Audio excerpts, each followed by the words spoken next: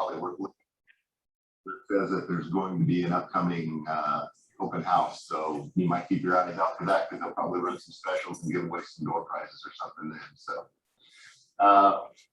hello everybody, welcome. I hate that I don't get to see all your mouths and smiles and everything, but I appreciate the fact that you all are adhering to the guidelines that we have right now. I guess we're about as liquid as ever in what they're going to say needs to happen, but we'll try to stay on top of what the shop here, the work is doing, the wood shop, and the city of Kansas City, and try to meet the criteria that they put in front of us. So I am going to stay back from you all just so that I'm of distance, that I'm hoping that there's no concern there, but when I'm roaming around, I will put my mask back on, and I appreciate all of you. I know there's no fun, and I just appreciate that you're here and that you're willing to wear the mask through the meeting. So that being said, let's get started. I'm hoping, there we go. Wanted to welcome all of our members and guests. Do we have any guests that came? Can you stand up and tell everybody your name?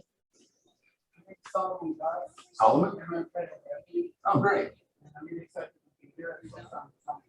Okay. It's fun to look at the show and tell. So it's the variety is what's fun to see.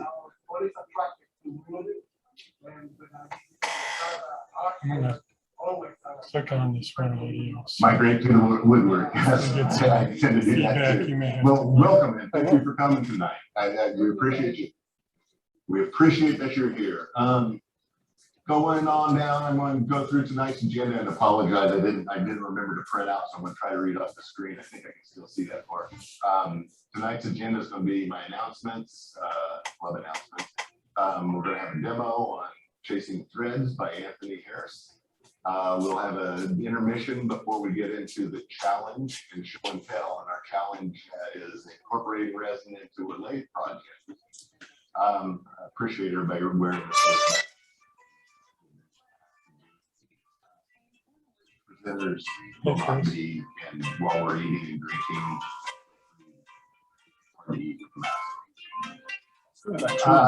welcome back to the clubhouse and welcome everybody that I can't see that's on Zoom.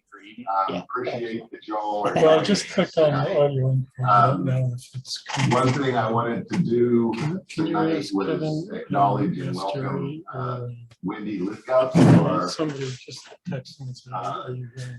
Jerry, can you hear the audio? She's our newest at-large member. She stepped up and picked up a position that Melina left behind. Can you hear the audio, Jerry? Thumbs up or down? Process has moved to Texas, and I hear it, but I only see you. To us and everything in the past, but it's exciting to have a new member. He tried to call you, but you turned your phone off. Yeah. Thank you, Wendy. And Am I supposed to see somebody besides you? The KCWT. Yeah, you should be able to see everybody. Choose. No, I just see you. I've chosen that. Slowly is me. I mean, not that you don't look nice. Choose something else. Choose a different screen view. I am interested in pursuing that for that kind of give an avenue to our new members in a way to kind of get some tuition. He tried to call you, Okay. but you turned off your phone. Okay. I'm gonna leave this room to answer your call. Okay. Well, you don't need. Requirements have changed slightly based upon city guidelines.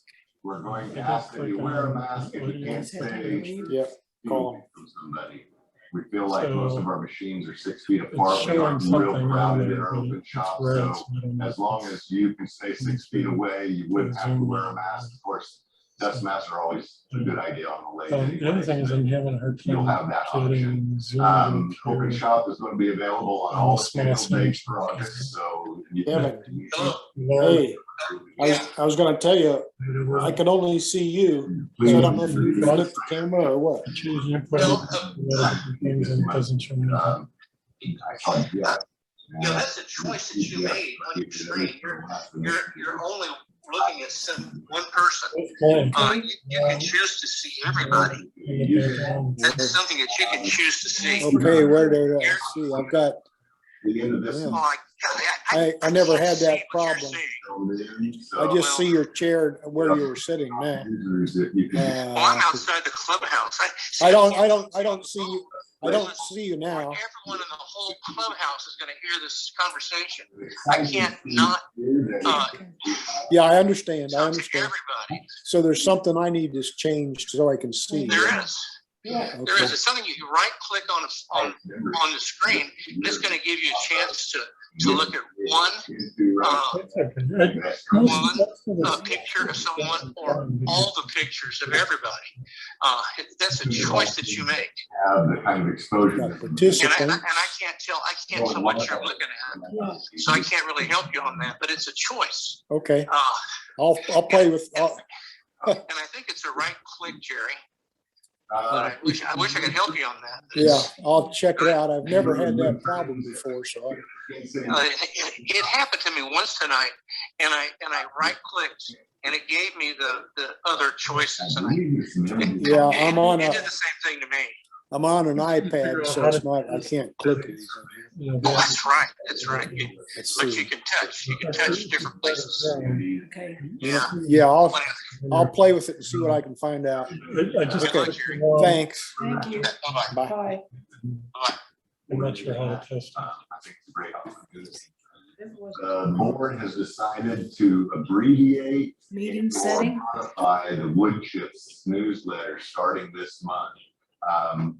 I think Sean felt like it wasn't really getting read real heavily, and a lot of the stuff inside of it was duplication of things that were on the website. Okay. I agree and disagree.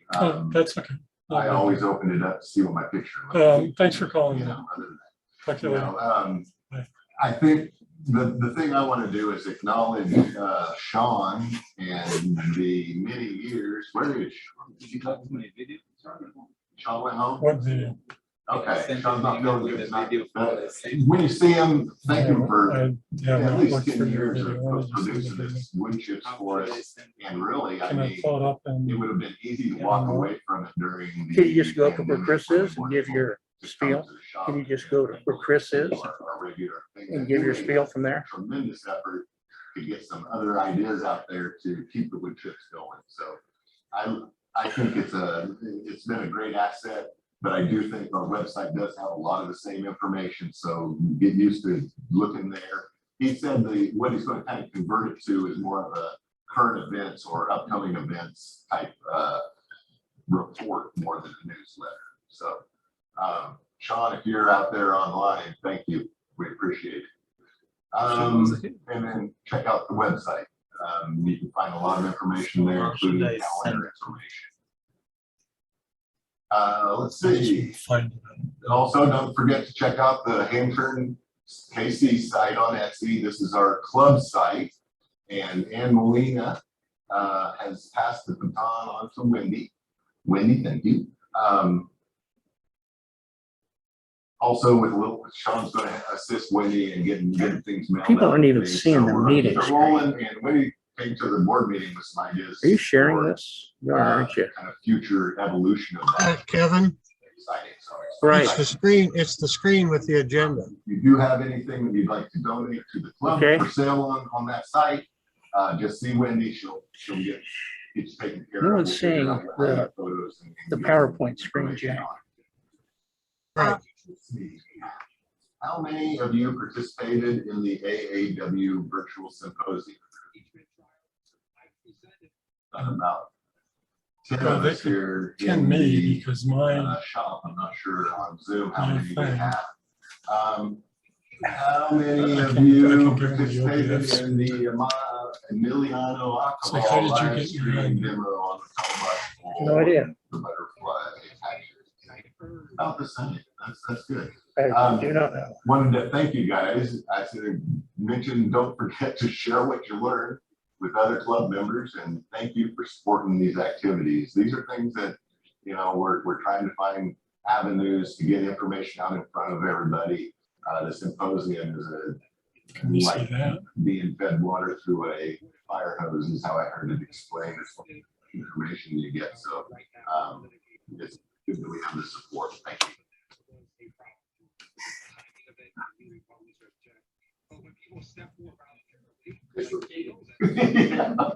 No, no. Sorry. You're good. See, this is why I should have had it printed out in front of me. Don't put everything on that. I'm doing too much multitasking. The biggest upcoming event we're aware of is almost here. Are you ready to Labor Day weekend? Report Sean, as always, is our main guy as far as setting it all up. There is a sign up genius as well as you.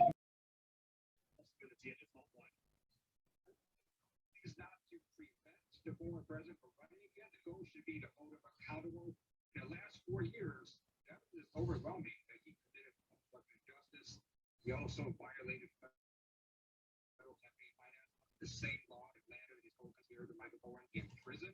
And now with this epic coup attack, I hope the bar of justice looks at all the evidence and that they do whatever normal investigations they would do for anybody in America, because no one should be above the law. Not the president. And you're right. I mean, not a lot of Democrats say that. I'm just looking for the action. So let me just one last question ask you what I asked Cynthia a moment ago. Is Merrick Garland, the current AG, the right guy to hold Donald Trump to account? Some would say he hasn't been aggressive enough. Where is the Merrick Garland has not been a trainer for that long. It's been about half a year so far. So we'll give him a chance to look at all the evidence. Again, it's very clear under these federal election laws that you cannot use official authority to interfere with or affect a federal election. And under these laws, it's very clear that that's exactly what DOJ officials such as Clark were doing, and is exactly what the former president is trying to do, pressure on justice to overturn the election. Appreciate it. Thank you, Nate. To the Justice Department on Dr. Fauci, he introduced a bill to ban mask mandates on public transport, and he went while waiting for his coronavirus test results. But even by Rand Paul standards, his latest pro-COVID tirade is something else. President Biden, we will not accept your agency's mandates or your reported moves towards law. No one should follow the CDC's anti-science mask rules. The dangerous political posturing from the junior senator from Kentucky. More on that after a short break.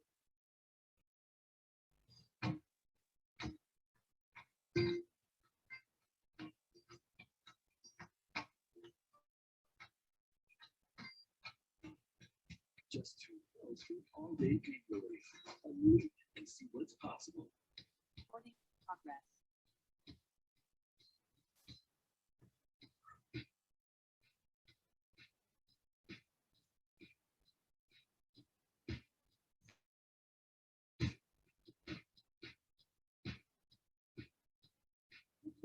Turn up the heat.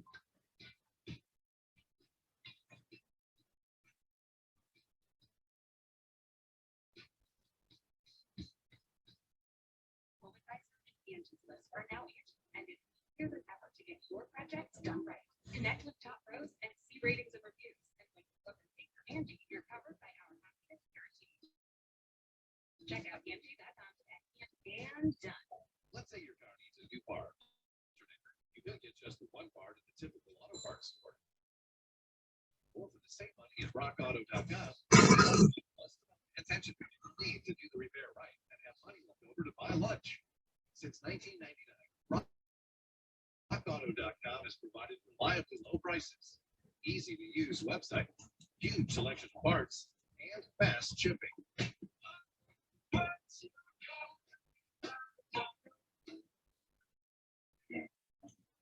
So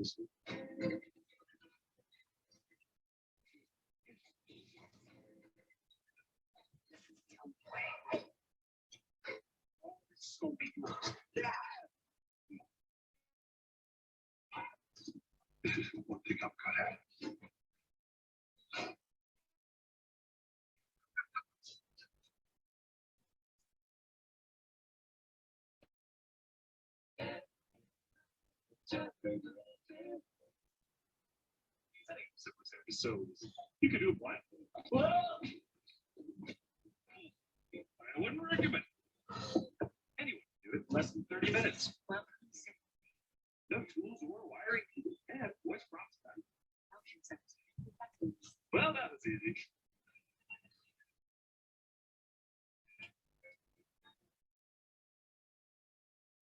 Now's the time to get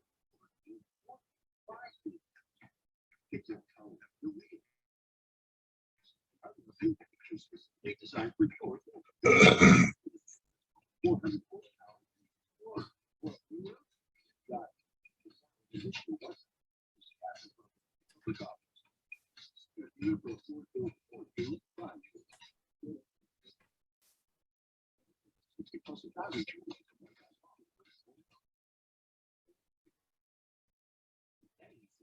Benny's, not just one, but many. It's the classic Benny's with. So you really must say that you try 1, 2, or all 3 of our Benny's. Keeping your wild child does. Campers Cruisers 360 Fit can too. With a stretchy waistband and pockets, so they can put away if you want to. Campers Cruisers 360 Fit. Cast your minds back to March of 2020, the first week of the pandemic in this country, while millions of Americans were stocking up on food and toilet paper. Republicans of Kentucky was carrying as usual. He worked out at the Senate gym, went swimming in the pool, and met fellow lawmakers for lunch. And it turned out he was doing all of that after he learned that 2 people at a fundraiser he attended back home in Kentucky had tested positive for COVID-19. And while he was waiting for the results of his own test, on March 22nd, Rand Paul announced he tested positive, the first senator to do so. But that sort of experience with the virus, a high-risk situation for the senator who was missing part of one lung, did not change his blasé attitude towards this deadly pandemic. In fact, Senator Paul has since been positively swimming in COVID disinformation.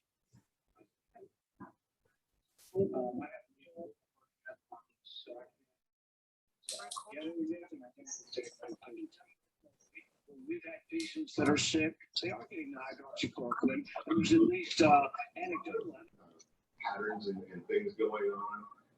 This already had celebrating. She's on the throw away their masks, go to restaurants, live again, because these people now are immune. Dr. Fauci doesn't want to mention any of that. Dr. Fauci's like, and now Rand Paul is still spewing nonsense. Yesterday, he released this unhinged 2-minute video basically urging Americans to resist all CDC guidelines.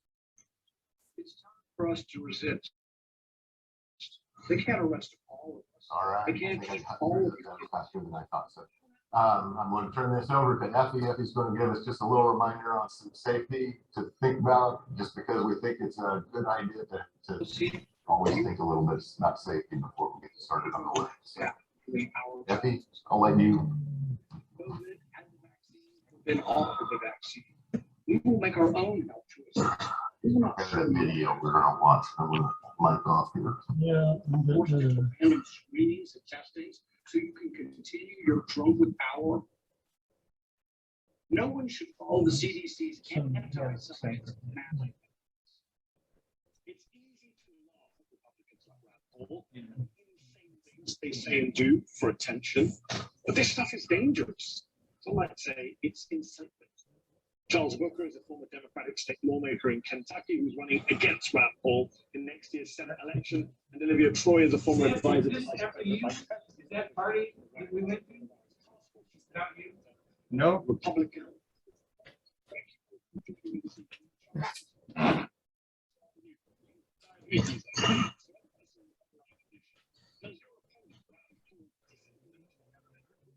And asked, what would you put in your woodworker's first aid kit? So let's jump into it. I actually have a little box here. It looks a lot like a toddler's lunchbox, but it's not. It's a first aid kit. This was empty. I bought this off of Amazon, and I decided that I would fill it with the things that I think are important, and that's what's in here. So let's take a look. Pretty jam-packed, as you can see, but it's actually fairly basic. I have quite a few extras of things in here. So what we'll do is look at the different injuries that you might get, and I'll show you how this kit addresses them. First up is a personal favorite of mine, the cut. Of course, in a wood shop, there are hundreds of ways that you can get cut, and not just with power tools. If you're a hand tool user, you pride yourself on getting surgical, sharp steel blades. And if it can go through hardwood, imagine what it can do to your skin. So no one is exempt from this. All right, so let's take a look at how we might address a cut. The vast majority of what I have in my first aid kit is actually there to address cuts. So of course, cuts can be minor, major, somewhere in the middle. So for small stuff, minor cuts, I've got a bunch of Band-Aids, and I have these very heavy duty ones that will hold up well, so I can actually get back to work. Of course, different sizes, for different size cuts, or different parts of your body that you apply them to. One important one that I think we should all have are the fingertip and knuckle bandages. These are meant to go around your finger or a knuckle and allow you to continue to use your hand without it falling off, not your hand falling off, the bandage falling off. Right, so make sure you're well stocked on those. Now, as things go up in severity here, you're going to want to keep that wound closed. So I've got these steri strips, which are pretty large. So this is an ER trip. This is just going to hold the wound together until I get to the ER. Of course, got those classic butterfly strips that you can use. Now, I also have for larger cuts that you might want to bandage. We've got these gauze pads, 2 different sizes, and I've got Angry Birds tape that can be used to secure it in place, and then a roll of gauze as well. Now, this is something that's not actually in my first aid kit because I use it in the shop, so it's always here, and that's CA glue or super glue. You can actually use this to temporarily stitch the wound closed. I'm not going to give you advice on how to do that. That's for you to look up and consult a medical professional, but I've seen a lot of people refer to this as a pretty reasonable option to hold a wound closed. I've also got this quick line. This is something that stops bleeding fairly quickly, and I guess in an emergency situation that might come in handy. And I have antibiotic ointment. Now, here's the thing. There's really nothing better than good old soap and water in terms of washing and cleaning a wound. So a good washed wound shouldn't really need a whole lot of extra antibiotic. That can actually slow down the formation of the scab. So this is here. If I have a situation where I can't quite clean the wound adequately, I might use this. But normally, I just use soap and water. I have a love-hate relationship with Wendy. I love it, but it seems to hate me. Every time I use this wood, I end up with 20 or 30 splinters on the palm of my hand. And that's not the only wood that's going to do it. Any wood can give you a splinter. And some of the worst splinters I've ever had came from plywood, interestingly enough. So that's something we definitely need to know how to work out in the shop is removing the splinter. Now, of course, for splinters, you can't go wrong with a good old set of tweezers. These aren't just any tweezers. These are Tweezer Man tweezers that my buddy Dan got me quite a while ago, actually, and one of the best gifts I've ever received. These things are incredibly strong, very, very pointy. So you can really dig in. You don't necessarily need a sharp blade to get at a stubborn splinter. You can actually get to it using these, right? And it's pinpoint accurate. So just using the very tip, unlike a very cheap set of tweezers, the very tip is still going to be able to do what you need it to do. So it's worth spending a few extra bucks to get a nice pair of tweezers like this. Additionally, this is not something that's in my first aid kit, but it is in the shop, and that's a magnifying headset. You would be surprised at how helpful this is to go after a splinter in your hand. You don't have to worry about holding the magnifying lens and just kind of have it wrapped around your head. You get used to both your hands. And the final thing we have to be concerned with, and it's one of the scariest, amputation. Unfortunately, the tools that we operate are capable of removing limbs. They're capable of removing digits. So that's something we need to be prepared for. I couldn't believe it. One of the most recommended things when I asked the community what they would put in their first aid kit was a tourniquet. So this is a one-handed operation tourniquet. You can just tighten up like this. It's also rainbow colored because if I ever cut anything off that requires a tourniquet, I need as much cheering up as I can possibly get. Right? So this guy comes on and off very easily. And if you do sever something, you want to be able to recover that if possible because it might be able to be reattached. So I've got a instant cold compress. This would go inside the Ziploc bag, and then the thing would go inside the bag with it, and that would go with you to the emergency room. With any luck, it could be attached. I've got one final suggestion for you, and this one has to do with your eyes. Should you get something in your eye, it's probably not a bad idea to have a sterile saline solution that you can use to flush out any debris. I've actually got an eye wash station on order, and it hasn't arrived yet, so I can't show it to you. When it does, I'm going to mount it over there on the wall, right next to the first aid kit. And this way, everything is located in one place. And one thing I want to point out is I specifically showed you what to include in your first aid kit, but I didn't show you how to use the stuff. I don't really want to get involved in that. For my research, the things that are in here are safe if used properly. So do your research and find out what you need to do for various different types of injuries we might confront in the wood shop. Once you do that research, you'll be armed with the information you need in conjunction with the stuff that's in here to give you the best possible chances of recovering completely from whatever that particular injury is. Of course, infection is always a big concern, so knowing how to use the stuff to prevent infection. And then if you do have the worst case scenario, an amputation, knowing what to do to treat that amputated part and get it to the ER and get yourself to the ER is critical to your chances of getting that thing reattached, right? So do your research, make sure you understand the different types of injuries and the procedures for stacking the cards in your favor. All right, so good luck. Hopefully none of this will ever be necessary. for me or for you guys. But we have the stuff we need just in case. It always pays to be prepared. All right, thanks for watching. Happy woodworking safety day, and stay safe in your shops. So the reason I asked Kathy if he could find anything, and that was perfect, Kathy, on what to stock in first aid kits, is because Wendy's taken on the challenge of trying to update our first aid kits in the shop, and also trying to come up with some ways of getting them in very visible areas so they're easily seen. People know where to go to. I think she pulled out some antiseptic or something that was from like 1980 or something. So we'll get those things updated. Want you to know that there's actually 3 different first aid kits in there, and soon they'll be very active and visible for us. So thanks, Effie.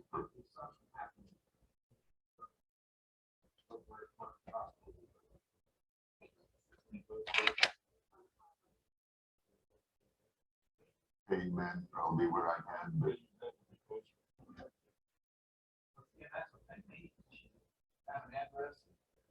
that'd be good. That'd be good to have posted on our, maybe directly on the first aid box or something, some information on where the closest hospital and stuff is. Some good information.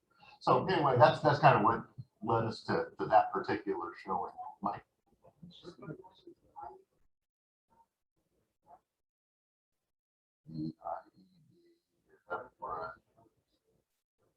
over here. Okay.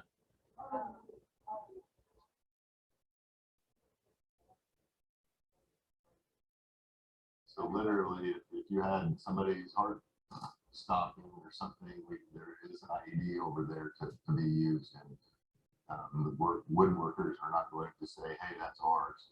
Don't use it. It's here for the building." So it's a nice resource to have, and will talk itself through the whole process of how to use it, so they're not real complicated to use, but they are a lifesaver in that situation. So without taking any more time, Anthony is our presenter and demoer today. So everybody knows Anthony Harris. Anthony Harris is going to show us some information on chasing threads. Anthony, thank you.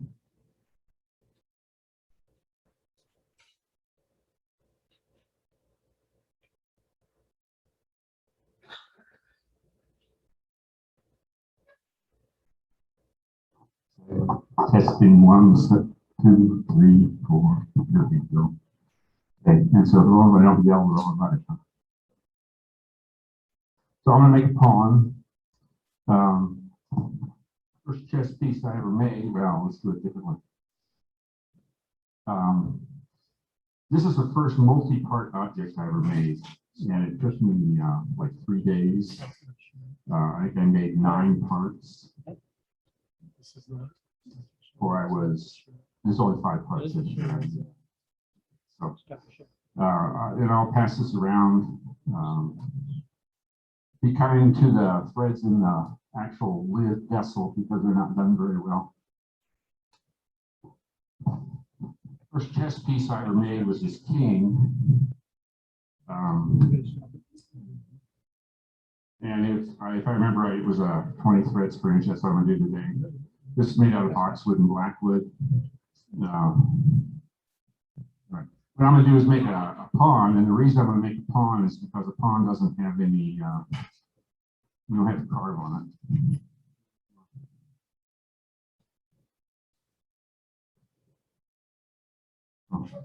This is what I'm going to make. It's got a head, a collar, a body, and then a base. They're all 20 threads to the inch.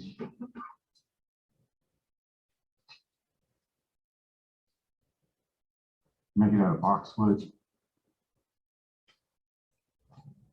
I'm going to try to make it similarly shaped, but I'm not going to die if it doesn't.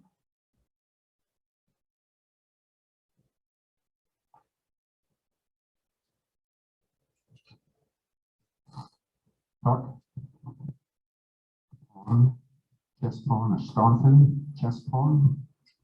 Can't hear you.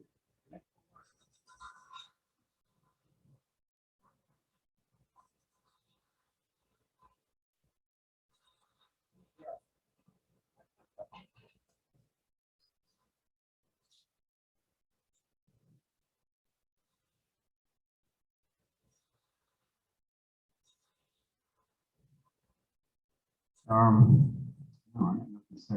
Okay, here we go.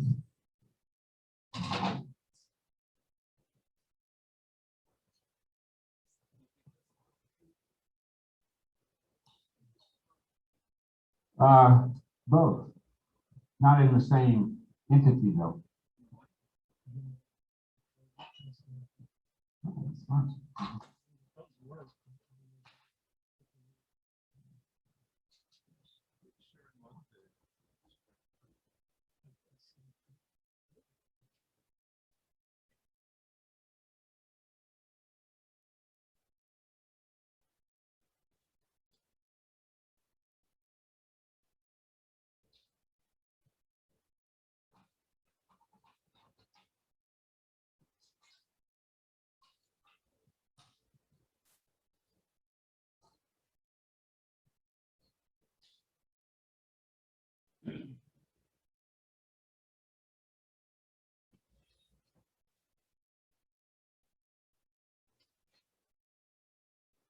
Now the size of this hole, see the outside of the pond matters. We're making a Staunton style, basically tournament size.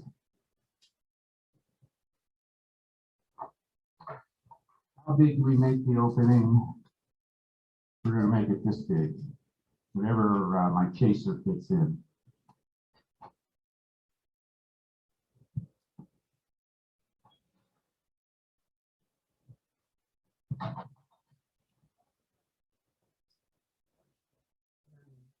I can't hear. Oh, not necessarily. I really don't think there's much difference. You can't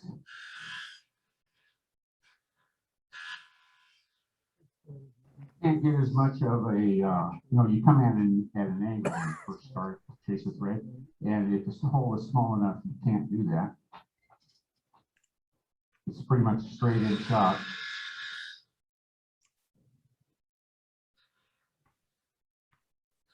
I round the front of this so that I can get some easy access.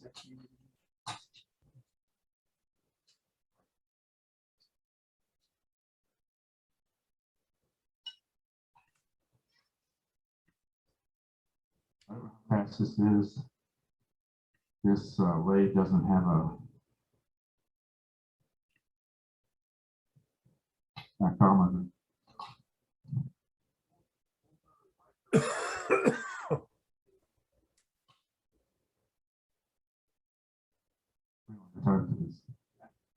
Okay.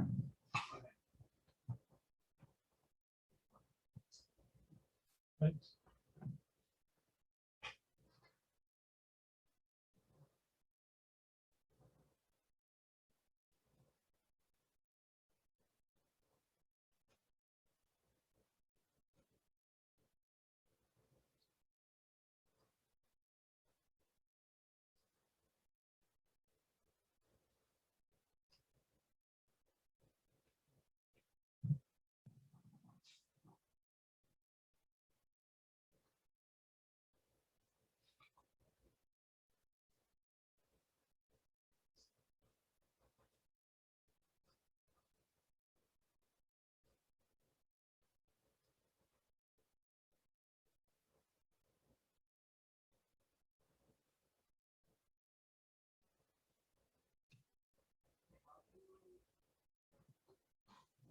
How do you do what? Yeah. I used a magazine article. I did a lot of things wrong. Yeah. I'm sorry.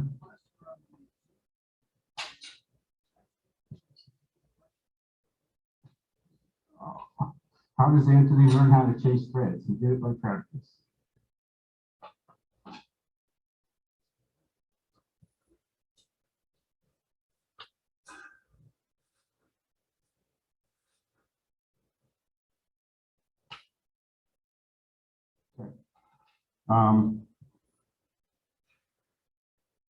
Put a little chamfer at the front of it.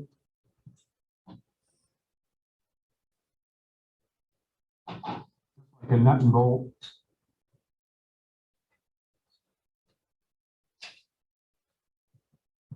You have to measure pieces.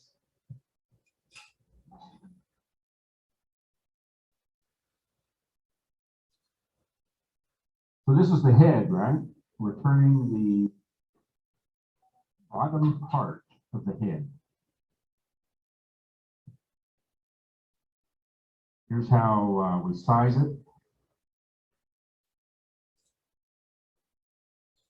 And turn the round part, the head.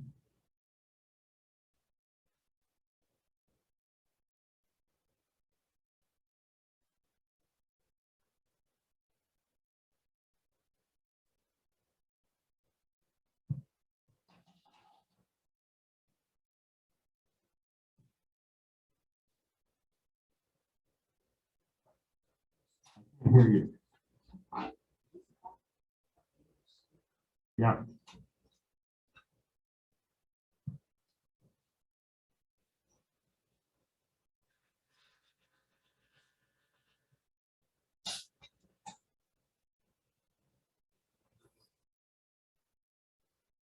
Bottom is flat because the top of the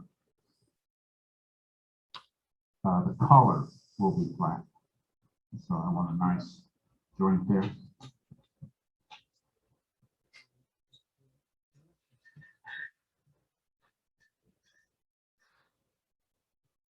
Next thing we have to do is we have to make the collar itself.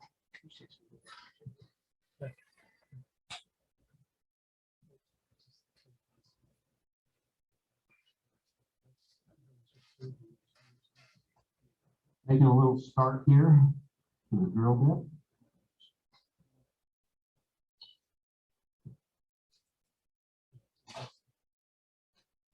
Collar is not going to be very thick.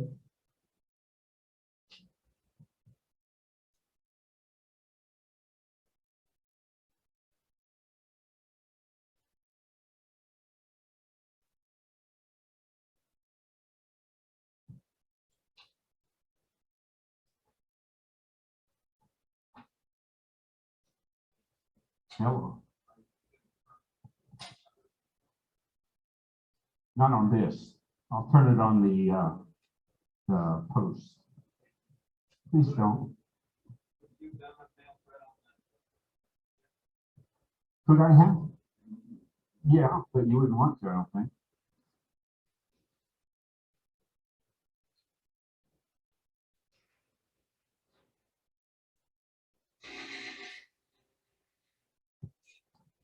Okay, now this hole has to be a little bit bigger because you want it to be able to slide it on. There's going to be no thread in it.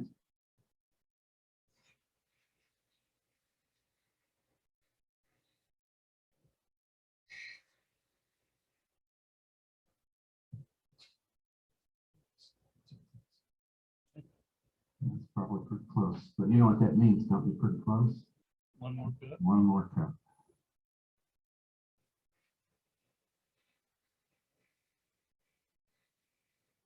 Okay. Now it has the same diameter as the head.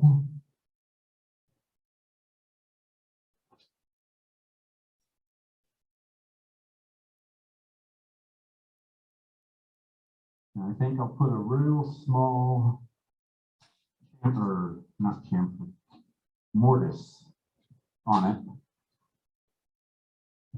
so that the post will fit into the small mortise.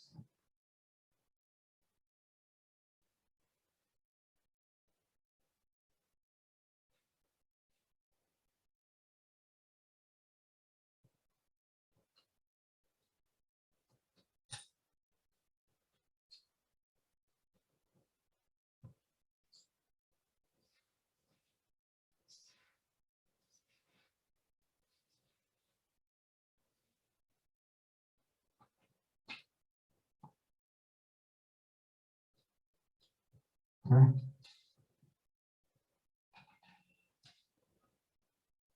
The color is slightly angled.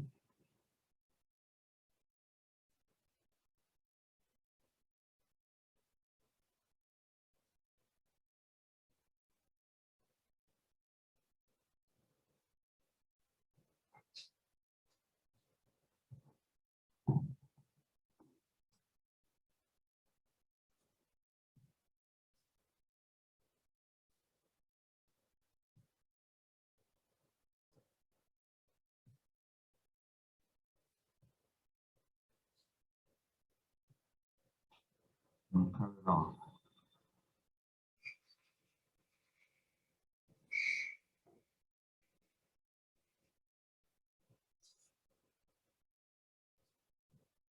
Oh,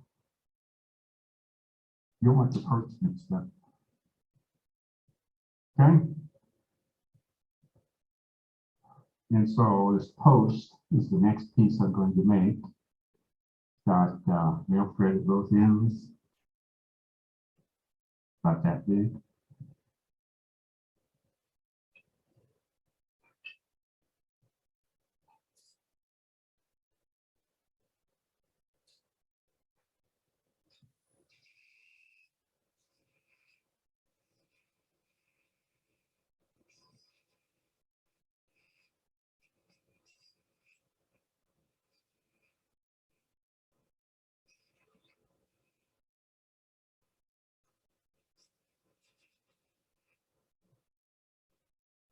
Rounded the front of it. I'm going to put a real small chamfer at the back.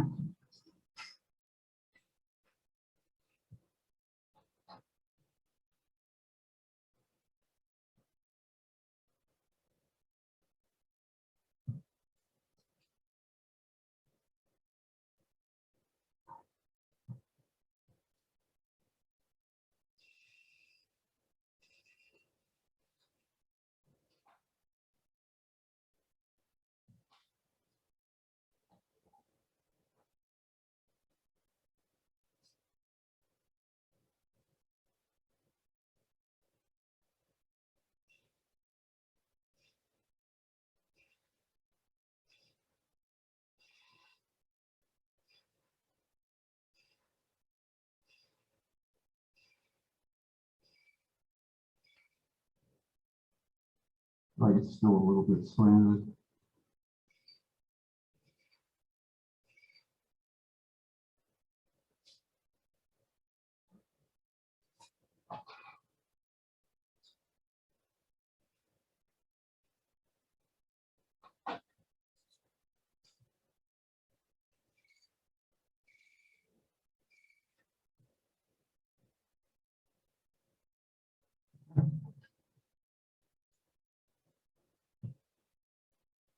Sorry?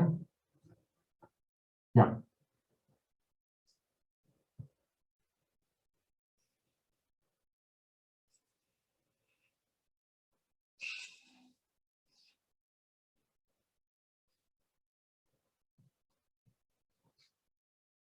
So, and when this part and the base meet, I want there to be an angle. I want them to meet at an angle, and so I'm going to put a little chamfer on this.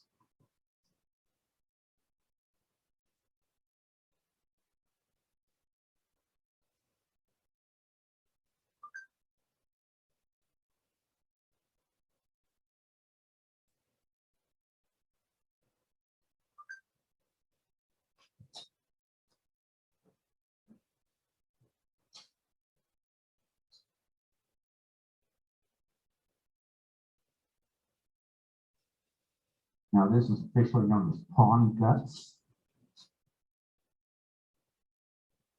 Have a little bit on the inside.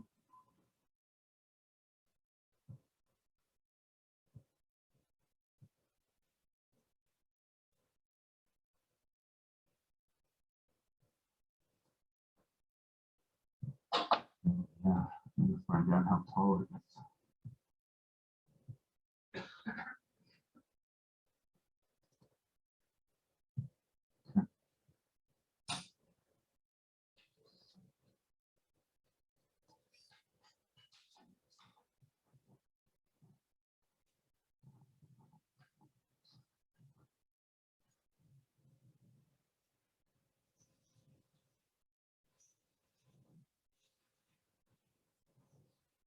Now we have a pawn head, a pawn collar, and a pawn body. And we'll put them all upon the base. That's pretty good, isn't it?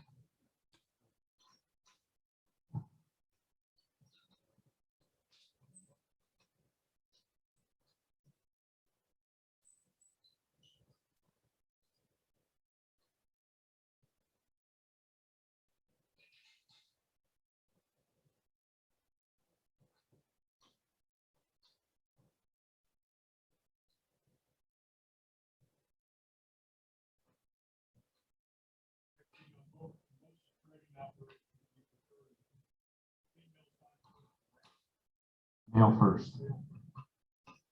All the books say the other, but I have always had more difficulty making the male than the female.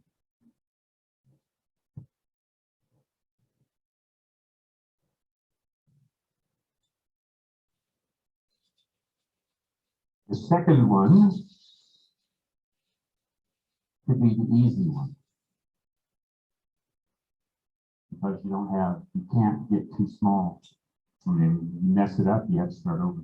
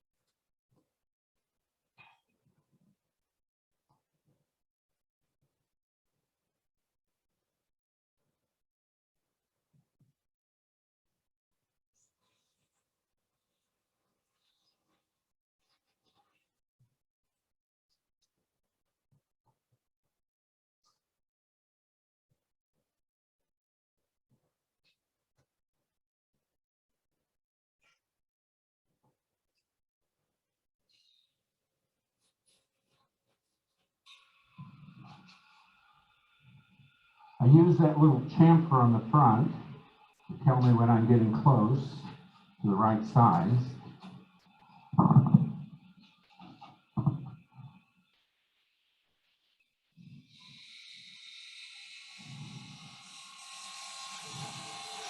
I think I went past the right size. Nope. Okay. Now the first female thread we cut, I did not put a relief in the back. And the reason there's no relief in the back is it's just all too narrow to get in there.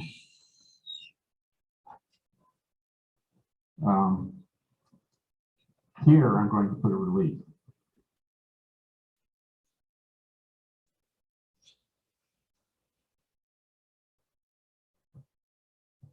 What?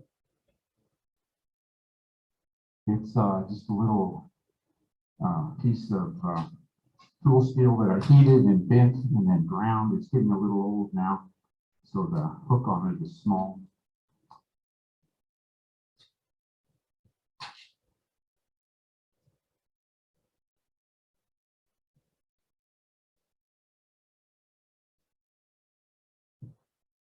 Might work.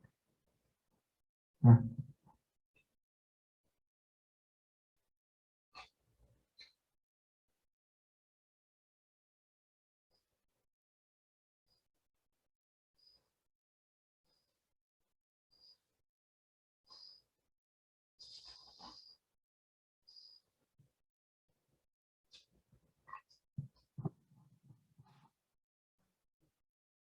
It's boxwood from Thailand.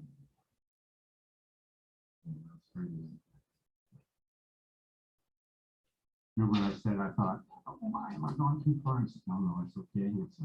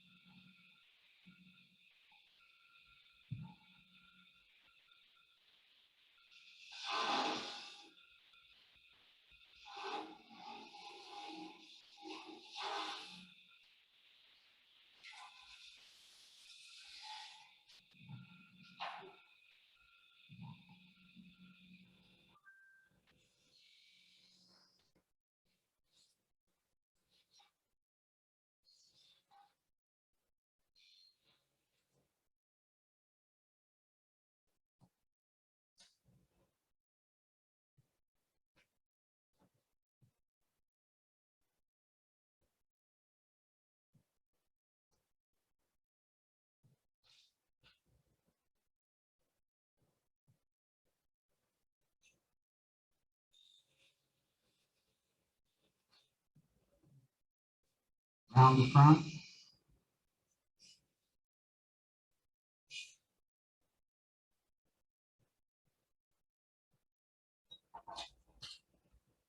Chamfer, a little relief in the back.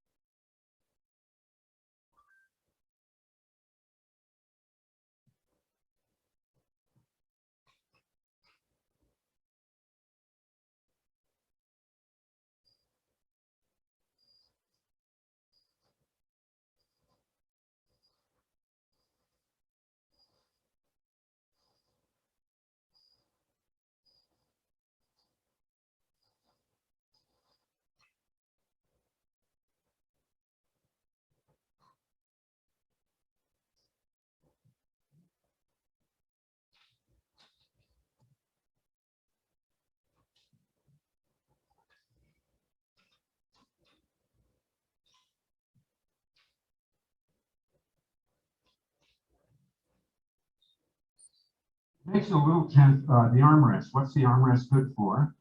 Makes the movements a little more gentle. It permits you to, what else does it do?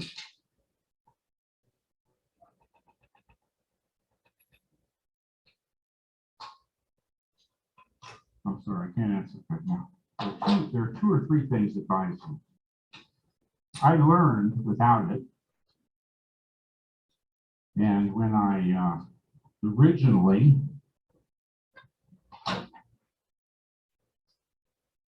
bought the armrest, I didn't like it. I watched some people use it, tried it again, and developed a liking for it.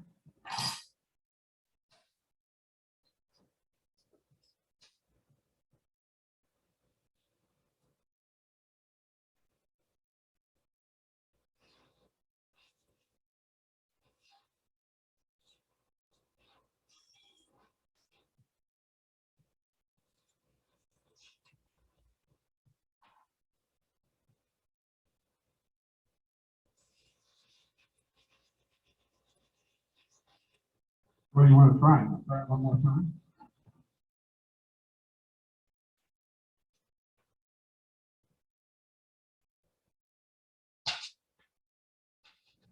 Third time pays for all.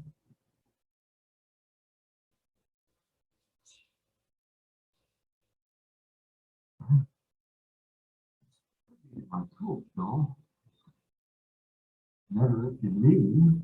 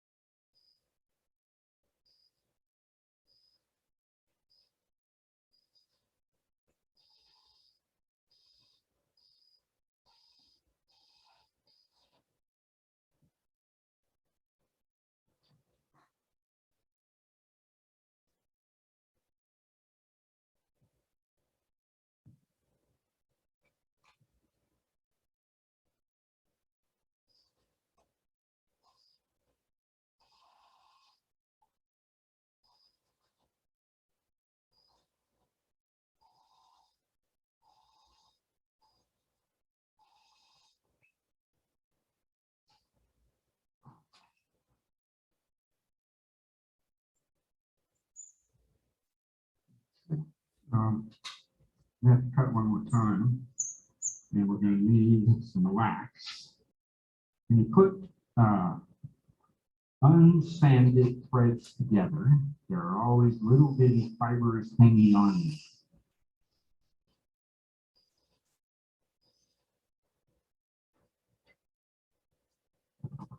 You don't put wax on. It's very easy to screw something together and not be able to get it. So, put some wax in it. Just a tiny bit. Yep.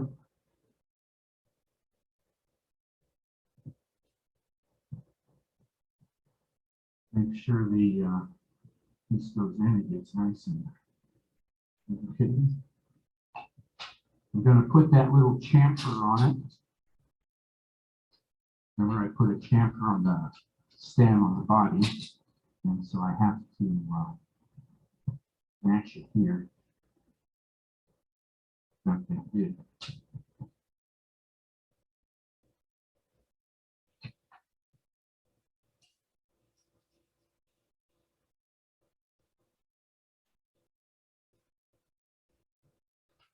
Okay.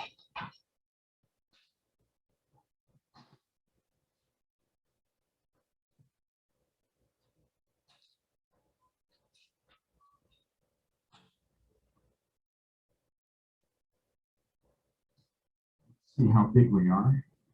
First thing we have to do, pretty close. First thing we have to do is turn the other side of the collar.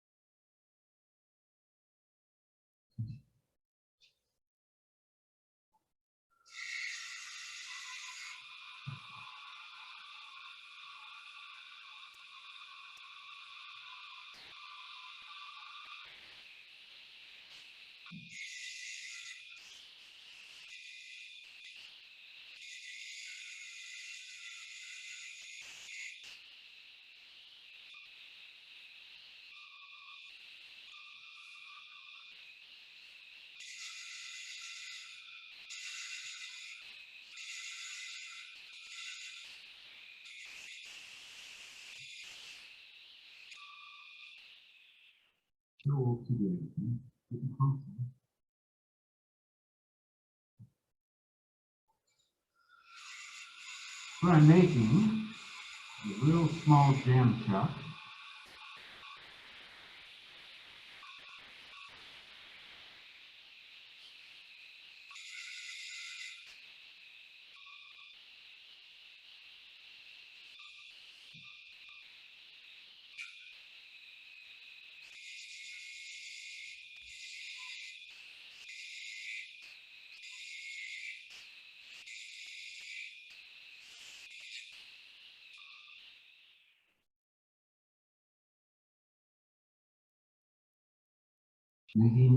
What am I doing? I'm making a very small jam chuck.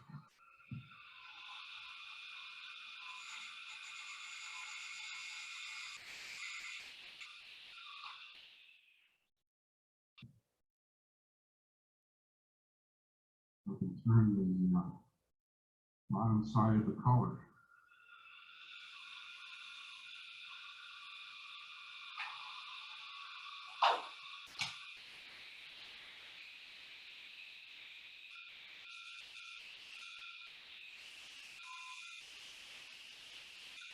I'm sorry, I misspoke. I'm not turning the bottom side of the collar. I'm turning the top side. Collar.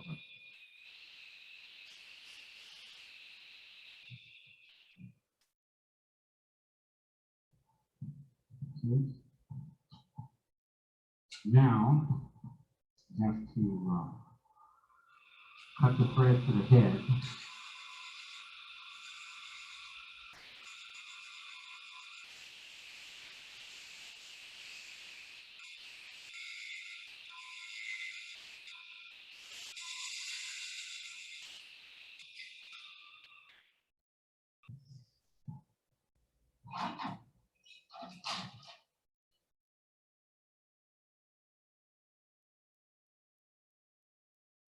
So,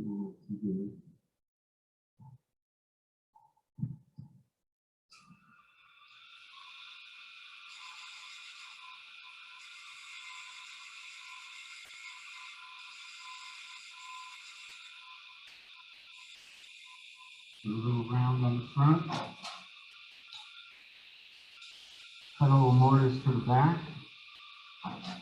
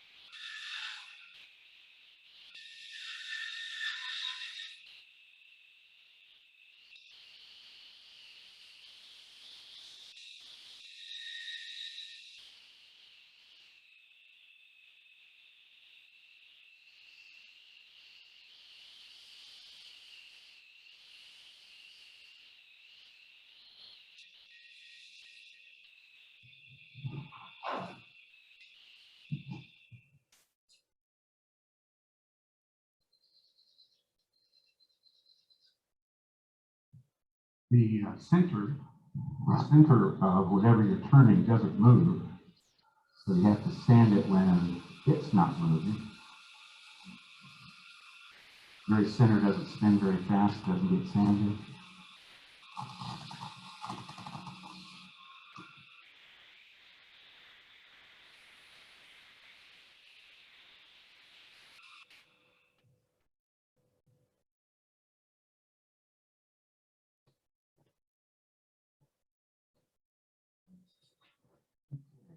You have to figure out how wide the base is.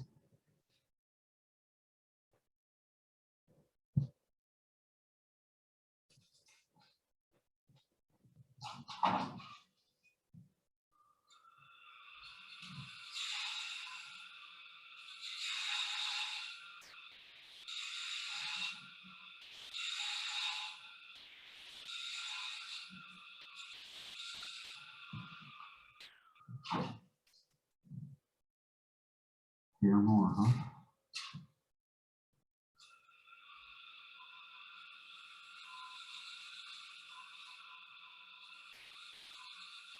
We also need to know how tall the base is. Lost my base. My baseless.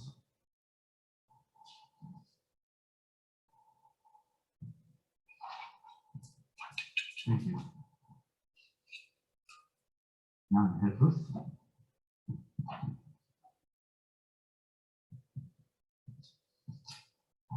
Now, no, here it is. So what I forgot was pencil. This is just a terrible thing. No, too late now.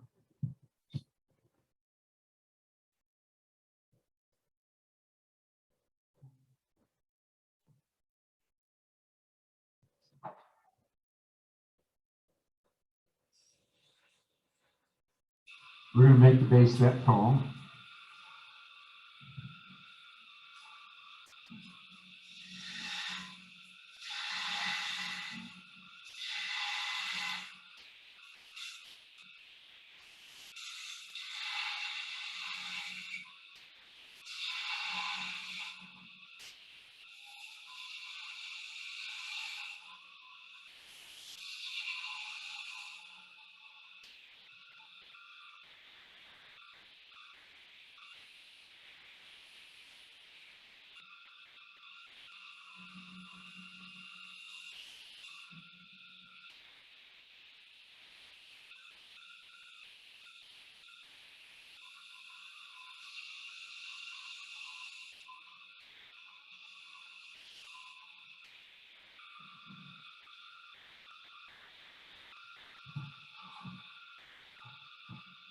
This little chamfer on the bottom.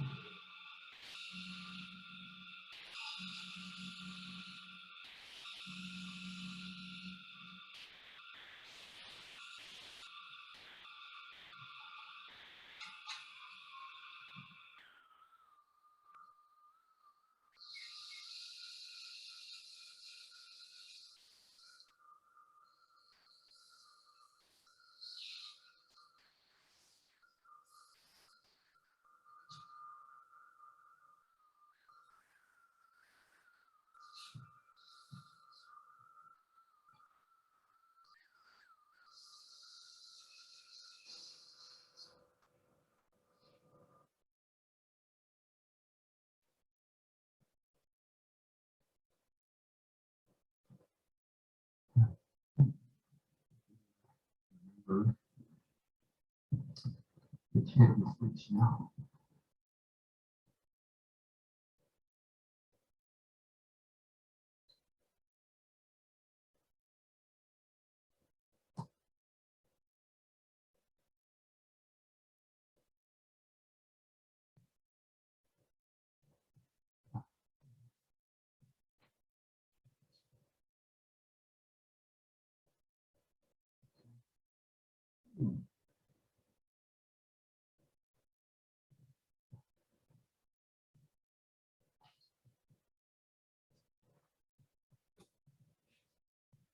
Didn't I wax it? Didn't I wax it?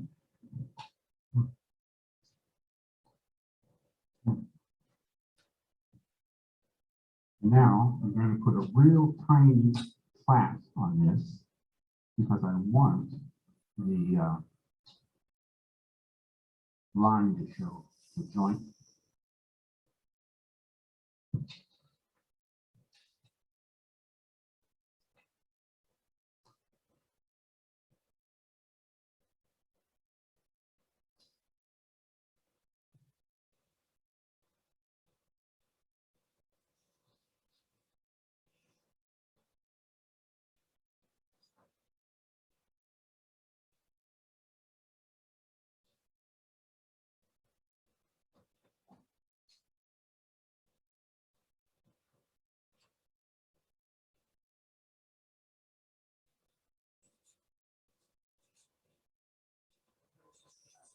I'm getting ready to make the equivalent of a jam chuck. I mean, it's going to screw on, but the equivalent of a jam chuck so I can turn the bottom on.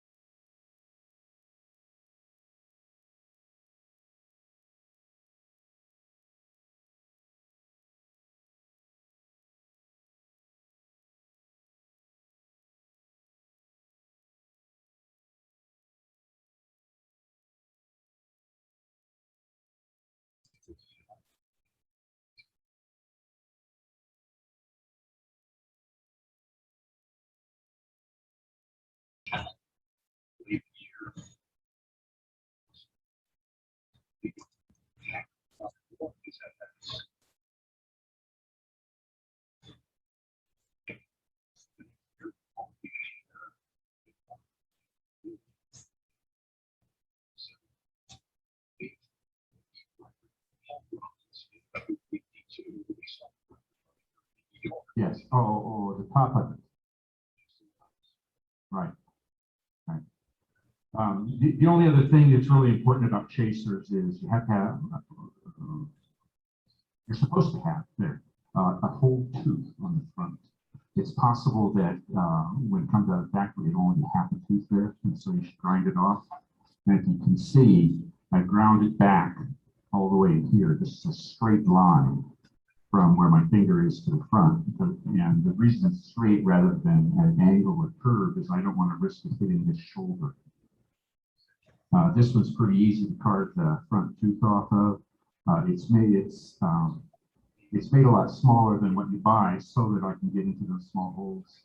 1/4 by 20, 1/4 inch diameter, 20 threads per inch. That was kind of the most common opening I had to get inside of, and so that's what I ground this for. The main reason trying to come across the rest to chase the thread that way is in case I'm starting to get drunken threads. Yeah, I can sometimes straighten them by coming across the rest. As a general statement, though, I don't think it threads as easily. It's easier to get torn up threads coming across this little sticker.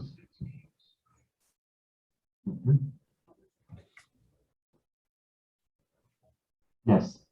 The question is, do you use the armrest? That was one of the other things that buys you.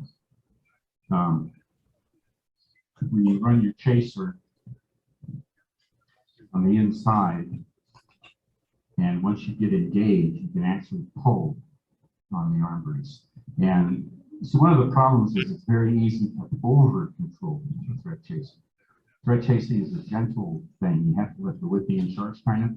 But once I get that in the thread, I don't want to push it or pull it because that can destroy the thread. But getting it in and then pulling, going where it wants to go anyhow inside the thread, and that's a very quick way to chase the thread.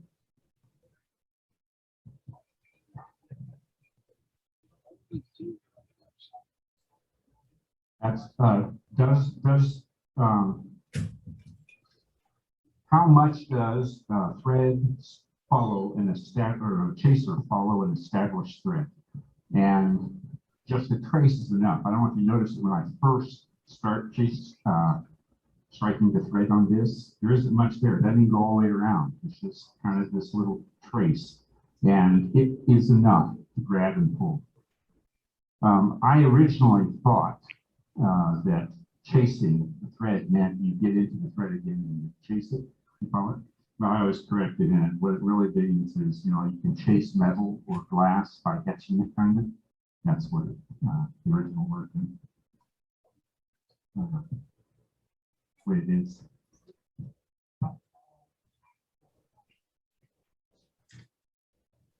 When you're going across the rest, it will still, when you're chasing the thread across the rest, it will still pull the chaser, but there's more resistance in the going across the rest.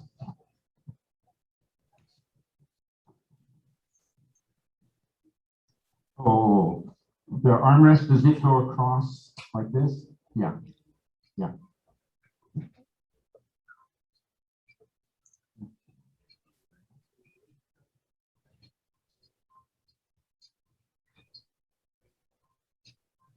Yeah, you have to get the chaser. What is the relief for? It's to get the chaser out of the thread before it hits the shoulder. If you hit the shoulder and the thread's still traveling, you end up with nothing. Yeah, well, in a bad way.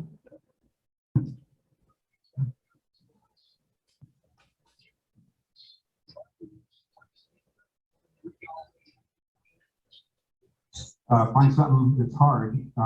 I think there are some woods that are native that aren't as expensive as like boxwood, but I think it's worth, you know, like cocobolo is not so expensive, barrowwood is not so expensive. Splurge and buy 1.5 or 2 feet of it and just start cutting. There are a lot of books out there and they help some, but in the end, it's something you just have to learn to feel. and you get it by practice. There's no other way to do it. It is nice if there's someone who will cut an initial thread for you, like a third deep or a quarter deep, and then you get to get back into it and follow it, and that can be useful. But that's really almost the only teaching that I think you can do. There's a lot of them. It's called a metal lathe. I run on hamburgers. No, I don't. I've heard of a lot of different ones. Baxter, there was a Baxter machine. There was a, what's her name? Bonnie Klein. Bonnie Klein, thank you. And there's an Effie machine I've heard. I don't know. You don't see it right now. Those machines? Oh, hedge is a wonderful wood. Now, one of the problems with hedge is it is a open grain wood. What you really, really want is something that's hard and does not have an open grain. Hedge is plenty hard enough. And for the easiest wood to get, it may be as good as anything else. The real key is this. While you're struggling to learn to chase threads, you also want to struggle on a wood that's not easy to use. You might as well get some wood. I mean, what's it going to cost you? $30? And it'll take you 2 weeks to run through it, and you'll be able to chase threads by the time you're done. No, if Bradford pear, I mean, I've chased it. Bradford pear and maples are both, they have a tendency to be dry, and it pulls the chaser. It drags it. And so sometimes African blackwood can do it too. African blackwood is real strange. It's a great hardwood, very little grain. But if you do this to some of the maples or pear, it helps the thread slide, or the thread slide, chaser slide.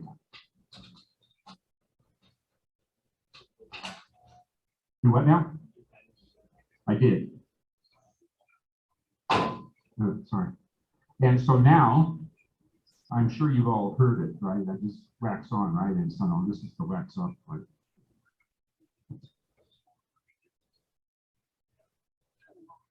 And a dry wood can sometimes be helped by doing this. And that leading edge there is all my wax again. I'm so cheap. Now I just put it back on. Okay. But it can help a lot. Sure. I chased brass, aluminum, plastics, 3 or 4 different kinds of plastics, Banksia pods, burls. I could not get a thread in sapwood of juniper. What is that? Red cedar, pine. That sap just beats me. Black palm can be done, but you have to get the right piece of it. One of the problems with it is it's got a very, very hard black fibrous material in it, and the matrix between those fibers is very soft and crumbly. I couldn't do red palm. You can do, I mean, walnut and cherry, they're fairly easy after you practice at it. The way I learned to do to chase threads in soft woods was because I wouldn't use my expensive stuff for different chucks. And so I learned to chase threads in the softer woods. I've done box elder, big leaf maple. Lignum, yeah. Lignum, both lignum and bearwood, they're cousins. They're very close. They smell the same. They have a relative. Bearwood is a more crunchy wood. I don't know what to call it. So both of them are hard enough that what will happen is like a phonograph record. As you're cutting along, the grain can cause your tool to deflect, and you can't. I couldn't stop it, and so it still works very well, but it does have an extra little problem. And boxwood and of course lignum and blackwood are the things that the English people always use.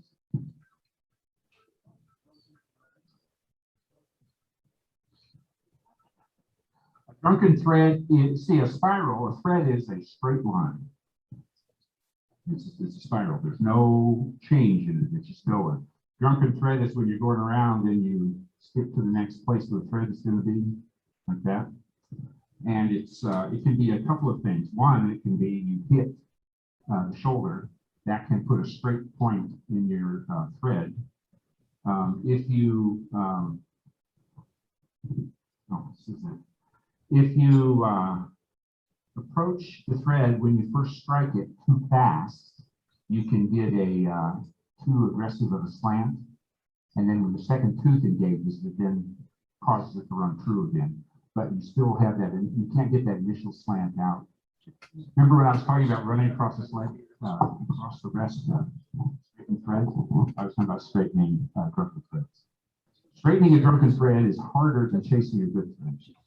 Doesn't mean you can't do it, because sometimes when this is the piece of wood you got, you just got to use it.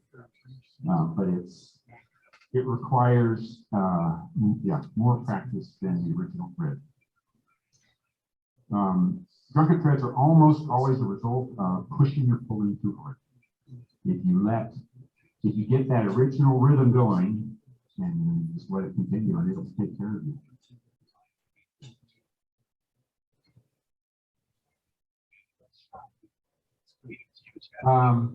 There are a number of people I've watched over time who have opted for the side grain.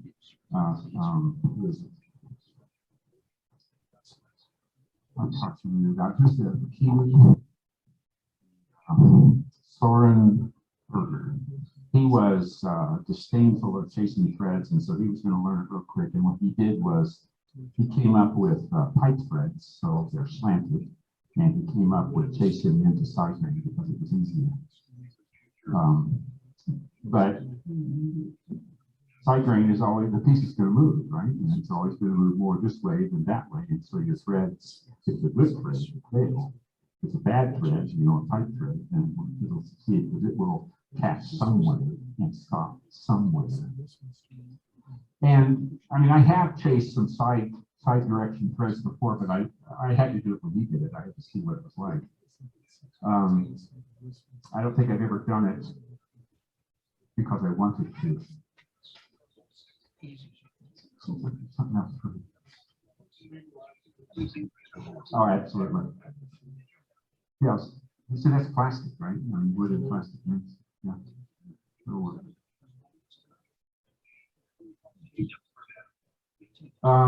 That only touches the top. It doesn't help you much. You've got several problems. You're going to have to reapply it a bunch of times. Like you're going to cut a while, and you'd have to put it on again, wait for it to dry, cut a while, and you'll go back and forth with that. You don't want any of it in the front of your chaser. When you come up, so you'd have to wait for it to be dry. It's the standard, for people who say, well, this is hard, I'm going to go for something, a shortcut. And I think it's worth learning. It's just to chase threads. Take the time. I mean, what else are you doing? You're going to watch television?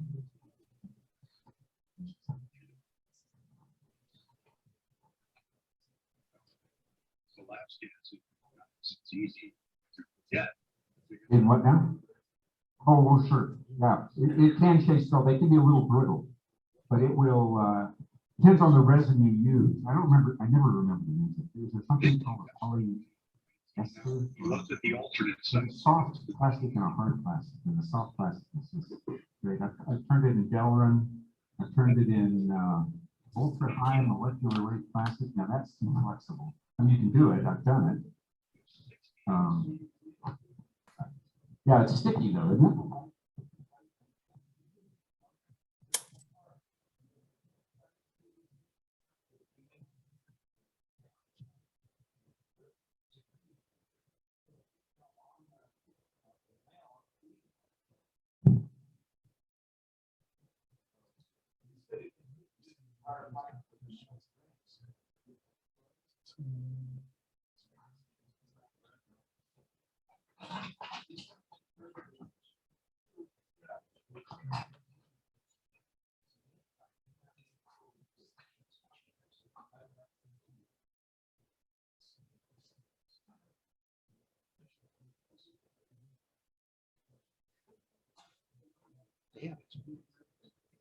I couldn't hear it. Well, Kansas City Woodturners Club in Yeah. October. well, I mean, we have one of the highest per capita threat chasing group in probably the world. We got 2 or 3 of them. That's it. You still chase threats, don't you? Yeah. Oh, we're late. Cookies are getting dry. Thank you, Anthony, for another, always fun to watch. We are going to take a short break and have some refreshments here, so feel free to, we'll have some stuff set up back there. Feel free to wander back there and get something to eat and drink and go discuss some of the show and tells and challenge projects. Oh, Anthony, you need to tell us what our challenge is for next month. Something you don't know how to make now.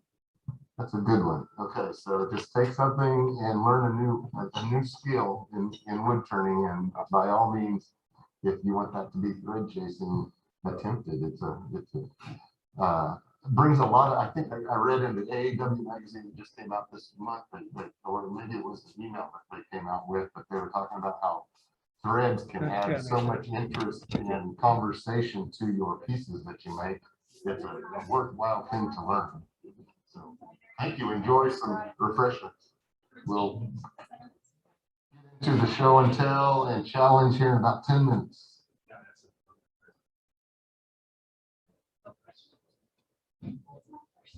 Is this yours?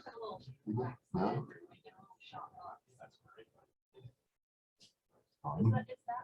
I looked at it and I looked at it. No. Are you just going to run off the USB key this time? Keep the link out. One of these he had was nuts. This was eggshell. Anthony sends me his stuff in advance, but he's here, so he doesn't get to go in the slide part. I swear he had one. So Ann was We had a table out at one of these events earlier this year.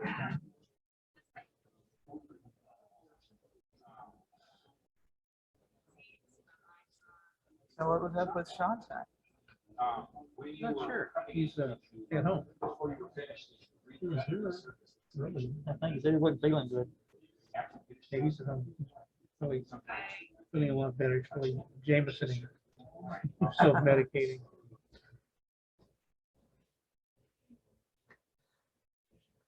Well, Kevin, I'm gonna get that flange, and David said he would try to help to weld it, but I'm worried about him and his back. Well, he's not going to lift it. Well, I know that. Is there anyone else around that could weld? I don't know. I do know. I'm having to get some welding done at my house. I haven't even located it. To be I need some welding done. And I think maybe you might be on your own to try to find a welder. Well, I've got a guy, and he's in bad health. So I'm looking for a guy in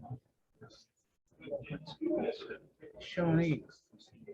He's in I used him a few years back, and I was figure out what I need to do, and then I'm going to start calling around to see if this same guy's there. He's really a good welder. It's pretty inexpensive, but I can't even tell you where it is. Well, Marion Lane, I think. For this flange, you're gonna have to cut it off. Yeah. All right. So I'm thinking I could I'm gonna get a piece of plywood, bolt it down, use the plywood to find the center, mark it on the plywood, and then find where you gotta cut it off. Yeah. I would, or